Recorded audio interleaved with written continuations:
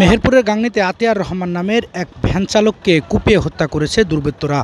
রবিবার দুপুর 12টায় উপজেলার ছাতিয়ান বাদিয়াপাড়া মাঠের একটি কলাবাগানের মধ্যে তার মরদেহ উদ্ধার করে পুলিশ।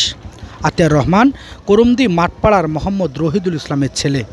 নিহত আতিয়ার রহমানের বড় ভাই মশিউর রহমান জানান, গত শনিবার দুপুরে ভ্যান নিয়ে বাড়ি থেকে বের হয়।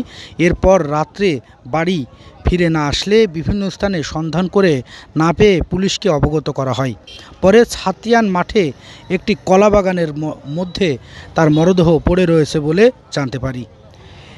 স্থানীয়রা জানিয়েছেন, ভ্যান ছিনতাইকে কেন্দ্র করে এই হত্যাকাণ্ডের ঘটনা ঘটতে পারে। গাংনী থানার ভারপ্রাপ্ত কর্মকর্তা বানী ইসরাইল জানান, নিহতর মরদেহ উদ্ধার করে ময়নাতদন্তের জন্য মেহেরপুর মর্গে প্রেরণ করা হয়েছে। হত্যাকাণ্ডের সাথে কারা জড়িত এ বিষয়ে শনাক্তের চেষ্টা করছে পুলিশ।